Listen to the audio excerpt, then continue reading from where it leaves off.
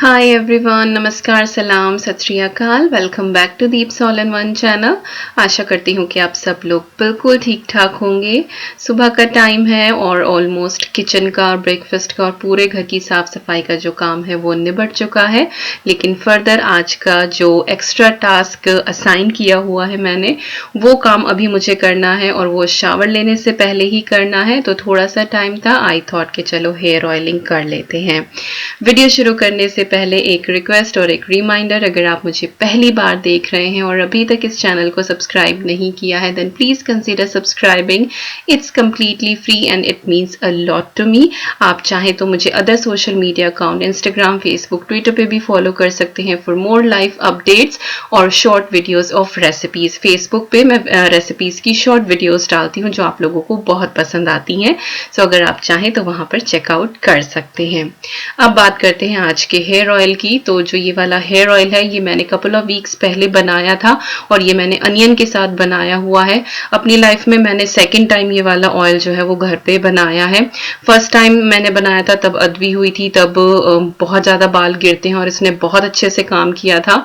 Recently फिर मैं उसी फेज से गुजरी हूँ, बहुत ज्यादा हार्मोनल इम्बैलेंस हुआ है। अभी कपल ऑफ वीक्स अगो मेरा जो थायराइड का भी टेस्ट रिपोर्ट्स आई थी वो भी थोड़ी सी अप डाउन ही आई हैं।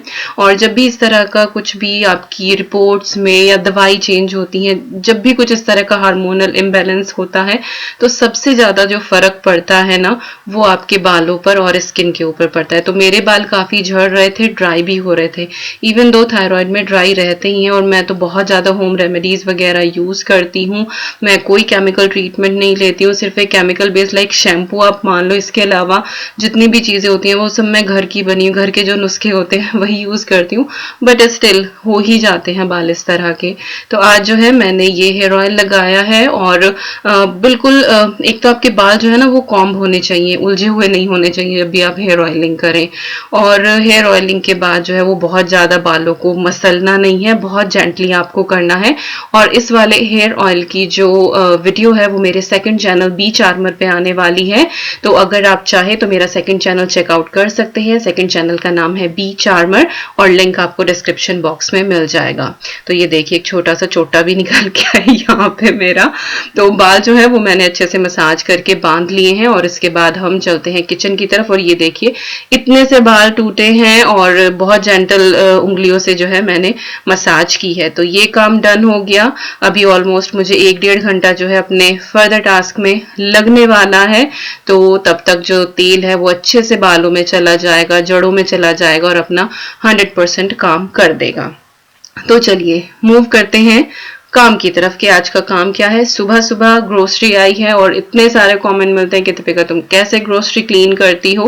हालांकि शेयर पहले भी किया है बट वही है कि लोग दोबारा भी देखना चाहते हैं और नए लोग भी आ जाते हैं और पुरानी वीडियोस ऑब्वियसली इतनी सारी वीडियो है कि कौन इतना स्क्रॉल कर करके देखेगा। तो मुझे आज लगा कि चलिए आज पूरा एक डिटेल्ड वीडियो इसी के ऊपर शेयर करती हूँ और साथ ही जो है पूरा अपना लंच रूटीन भी आपके साथ शेयर करूंगी। फिलहाल जो है यहाँ पर बटर हम लेकर आए थे। ये लुरपाक का बटर है, अनसॉल्टेड बटर, और इससे मैं घी बना रही हूँ। तो आप किसी भी ब्रांड का ले सकते हैं, कंट्री लाइफ का भी अच्छा रहता है। लेकिन अगर मुझसे कोई पूछे, मेरा जो पर्सनल एक्सपीरियंस है, लुरपाक का जो घी बनता है उसमें वही ट्रेडिशनल जो घर वाले घी का टेस्ट होता है, खुशबू होती है ना, वो आता है। तो मैं इसी का प्रेफर करती हूँ और इसमें वेस्ट भी बहुत कम निकलता है और घी ज्यादा बनता है। तो ये 6 टिकियां हैं जिनका मैं बनाऊंगी और हीट जो है वो बिल्कुल सिम पे आप करके छोड़ दें। लगता है इस घी को बनने में 1 घंटा, क्योंकि काफी सारा है और बिल्कुल स्लो हीट पे हम इसको पकाते हैं। तो साथ साथ मैं दूसरा काम करती रहूंगी और इधर घी जो है वो अपने आप ही बनता रहेगा। बीच में आके 1-2 बार मैं चला दूंगी इसको। बस ध्यान रखें कि हीट जो है वो बिल्कुल कम रखें। जितना भी डेयरी का सामान सुबह आया था, हस्बैंड लेकर आए थे, वो मैंने तभी साथ के साथ वाइप करके फ्रिज में रख दिया था। बटर जो है नीन को भी मैंने बाहर से वाइप करके और काउंटर टॉप पे छोड़ दिया था। इसके बाद जो बाकी की ग्रोसरी है अभी वो लेके मैं यहाँ पे बैठूंगी। तो ग्रोसरी को 2 पार्ट में मैं डिवाइड करती हूँ। एक तो ये होता है जो पैक्ड चीजें होती हैं जिनको आप वॉश नहीं कर सकते हैं, तो उनको मैं जो एंटीबैक्टीरियल वाइप आता है, आप किसी भी ब्रांड का ले सकते हैं, हर सुपरमार्केट में अवेलेबल है, हर जगह आपको इजीली मिल जाता है। तो उन वाइप से मैं अच्छे तरीके से इसको क्लीन करके रख दूंगी। इसके अलावा कुछ ऐसी चीजें होती हैं जो मल्टी पैक में आती हैं, जैसे कि क्रिस्प हो गया, या फिर आप कॉर्नफ्लेक्स लेकर आते हैं तो ऊपर कार्डबोर्ड का बॉक्स होता है, अंदर जो है वो प्लास्टिक रैप में अलग से होता है। तो वो कार्डबोर्ड बॉक्स जो होता है मैं उसको डिस्कार्ड कर देती हूँ, और अंदर जो प्लास्टिक है that is untouched from so many days, और I would say so many weeks और मंथ्स। तो उसमें कोई डर नहीं है। बाकी जो चीजें इस तरह से सिंगल रैप में होती है उनको मैं वाइप से अच्छे से क्लीन कर दूंगी, और एक वाइप से मैं 3 चीजें साफ करती रहती हूँ, और एक चीज के बाद उस वाइप को फोल्ड कर लेती हूँ, फिर क्लीन करती हूँ। तो ऐसा नहीं है कि एक पाउच का जो वाइप है वो दूसरे के ऊपर कुछ स्प्रेड कर देगा। तो अपनी तरफ से चीजें जो है वो कोशिश करती हूँ कि जितना क्लीन कर सकूं।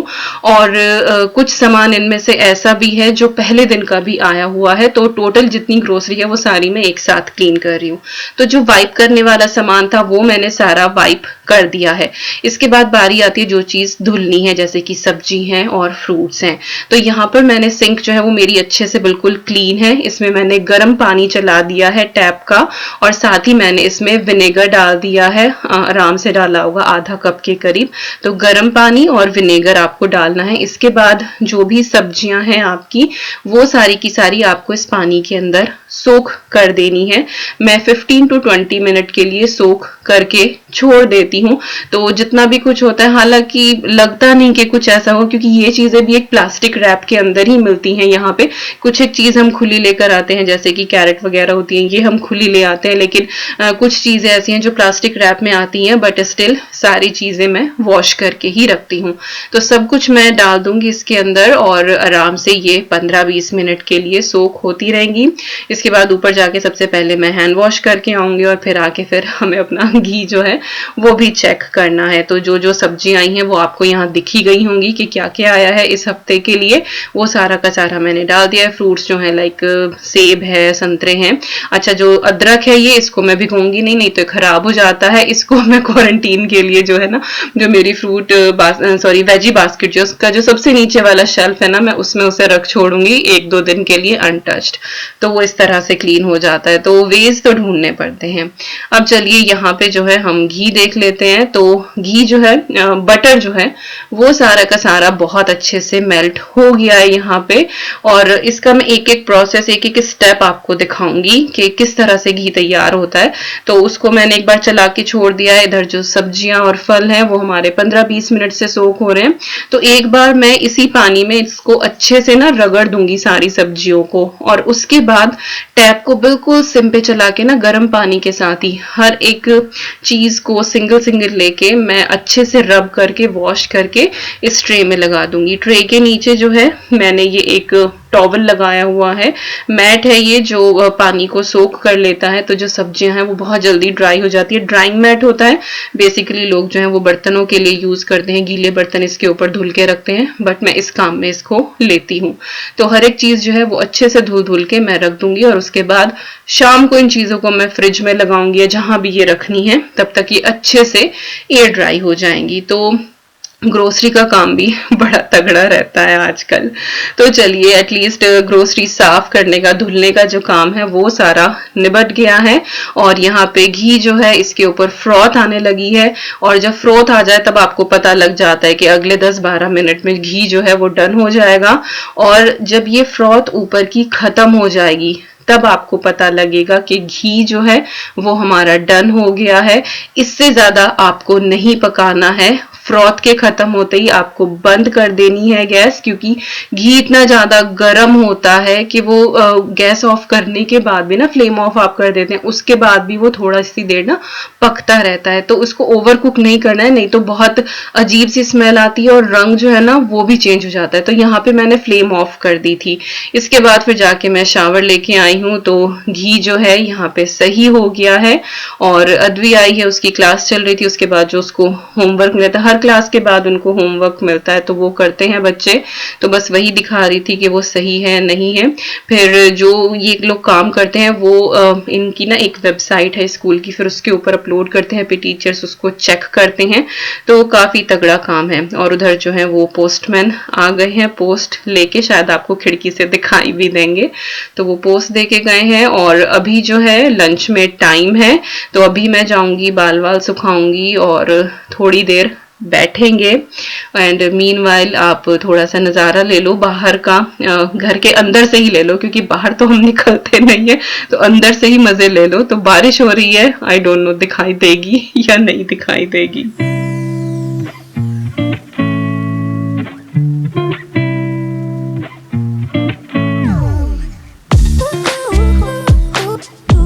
तो चलिए अब मैं किचन में फिर से आ गई हूँ, लंच का टाइम हो रहा है। घी जो है यहाँ पे वो हल्का सा ठंडा हो गया है, लाइक छानने लायक हो गया है, जार में करने लायक, तो मैंने इसको छान लिया है। और जो ये बचता है ना नीचे, इंडिया में जब आप मलाई मक्खन का बनाते हैं ना तो ये ऐसे खोया यूज हो जाता है, लेकिन यहाँ पे जो है ये वाला यूज नहीं होता, इसमें एक अलग टेस्ट होता है, तो ये डिस्कार्ड ही करना पड़ता है।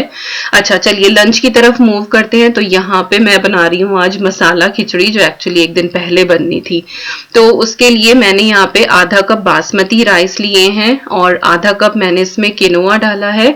किनोआ एक होल ग्रेन होता है और बहुत हेल्दी होता है। साथ ही यहाँ पे ये मिक्स दाल है, इसका भी मैं आधा कप ले रही हूँ। इस मिक्स दाल में है मूंग की दाल, मसूर की दाल और थोड़ी सी अरहर की दाल, ये 3 तरह की दाल है इसके अंदर। ज्यादा क्वांटिटी जो है वो मूंग की दाल की है।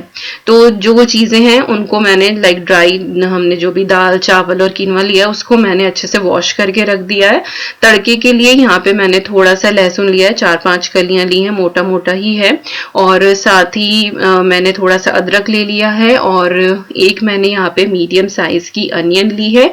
इनका हम अच्छे से जो है ना वो इनको फाइनली या तो चॉप कर लें, इस तरह से मैनुअल चॉपर में डालें, लेकिन मोटा मोटा नहीं, थोड़ा सा हमको इसका फाइन रखना है, प्योरे वगैरह नहीं बनानी है लेकिन फाइनली चॉप करना है। तो ये चीजें हमें तड़के के लिए चाहिए। उधर टमाटर और हरी मिर्ची आपको दिख रही होगी, तो वो भी मैं मैनुअल चॉपर में ही बाद में चॉप कर लूंगी जब ये चीजें मैं प्रेशर कुकर में डाल दूंगी।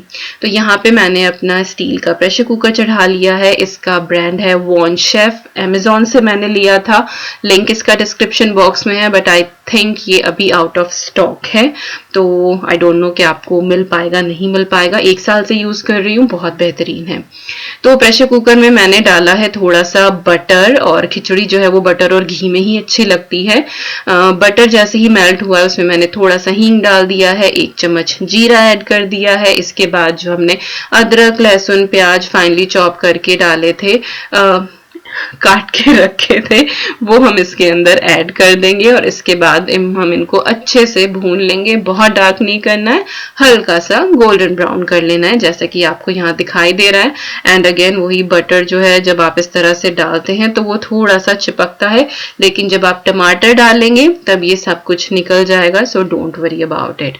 इसके बाद सूखे मसाले, धनिया पाउडर, हल्दी पाउडर, रेड चिली पाउडर आधा आधा चम्मच वो ऐड कर दिया है। देन टमाटर और हरी मिर्ची मैंने यहाँ पे डाल दिया है।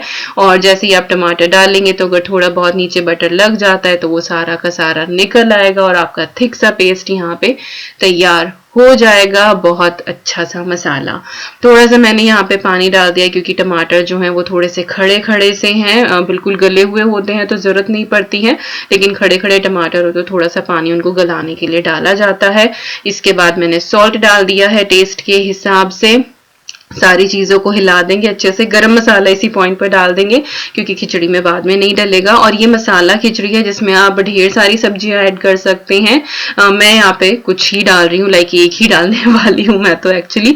तो ये है जुकीनी जो मैंने उस दिन काट के भी रखी थी, आप लोगों को व्लॉग में दिखाया था कि मुझे खिचड़ी बनानी थी पर इन लोगों ने फिर पनीर बनवा दिया था, तो ये उस दिन से रखी हुई थी। तो वो जुकीनी मैंने ऐड कर दी है, फ्रिज में रख दी थी बॉक्स में अच्छे से, और वो डाली है। इसके अलावा आप इसमें गाजर भी डाल सकते हैं और यस बस गाजर, पत्ता गोभी भी इसमें अच्छी लगती है, लेकिन थायराइड की वजह से पत्ता गोभी हम कम ही लेकर आते हैं। तो वही है कि 3 जने, ऐसा तो नहीं कि सबका अलग अलग बनेगा।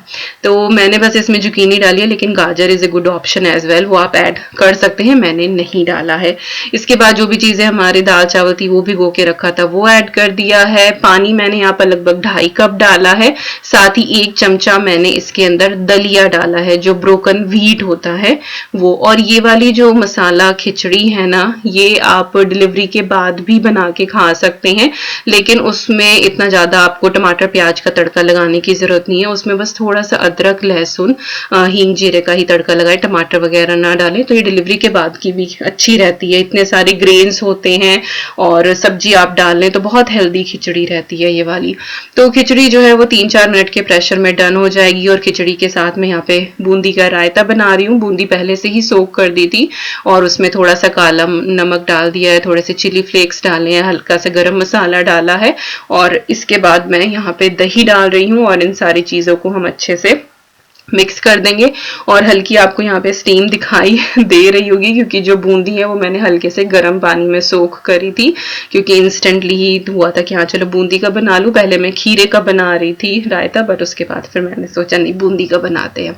और इसके साथ यहाँ पे मैं मसाला रोटी भी बना रही हूँ। तो नॉर्मल लाइक व्हीट फ्लावर जो होता है उसमें मैंने थोड़ा सा बेसन डाला है और राई डाली है, थोड़ी सी कसूरी मेथी डाली है। तो इस तरह से थोड़ी सी लाइक चिली फ्लेक्स और धनिया पाउडर, मैंने पहले भी इसकी रेसिपी जो है मसाला रोटी की शेयर करी है। तो मसाला पराठा बना रही हूँ, एक्चुअली रोटी नहीं बना रही हूँ, तो रोटी की तरह ही बना रही हूँ, लेकिन जो है वो हल्का सा ऑयल लगा के उसको सेक रही हूँ मैं। एवोकाडो ऑयल हम यूज करते हैं पराठे के लिए, बहुत हेल्दी होता है। आप चाहें तो घी का भी बना सकते हैं। तो हमारा रायता रेडी हो गया, इधर पराठे रेडी हो गए हैं और उधर हमारी जो खिचड़ी है वो भी डन हो गई है। बस स्टीम निकल जाए उसके बाद फिर मैं प्रेशर कुकर जो है वो आपको खोल के दिखाऊंगी। और खिचड़ी हो और उसके साथ पापड़ ना हो तो फिर तो थाली पूरी होती नहीं है। तो ये जो विंटर स्पेशल थाली है ना, बहुत सिंपल है लेकिन इतनी फ्लेवरफुल है कि इसके आगे जो है ना वो सत पकवानी भोज हमारे यहाँ बोला जाता है, वो भी जो है फेल है। तो बनाइएगा जरूर, इस विंटर में बड़ा टेस्टी रहता है। तो पापड़ जो है वो मैंने तवे पे ही सेक लिया हल्का सा ऑयल लगा के। तो ये देखिए हमारी जो खिचड़ी है बिल्कुल डन हो गई है। और इसके बाद किनारों से करके ना इसको एक बार हल्का सा फ्लफ कर ले। मुझे बिल्कुल मैश की हुई पसंद है, लेकिन साहब को जो है सब्जियों के पीसेस पसंद आते हैं, तो इसीलिए मैं बहुत ज्यादा इसको रिग्रेसली मिक्स नहीं कर रही हूँ, इसको बस हल्का सा फ्लफ कर रही हूँ। तो यहाँ पे हमारी किनवा, दलिया, चावल, दाल वाली सुपर टेस्टी सब्जी वाली मसाला खिचड़ी तैयार हो गई है। And I love this literally. Advi के होने के बाद 6 महीने एवरीडे मेरी डाइट में ये खिचड़ी किसी ना किसी टाइम होती ही होती थी। तो ये है हमारी आज की लंच थाली। बनाइएगा जरूर और बताइएगा जरूर।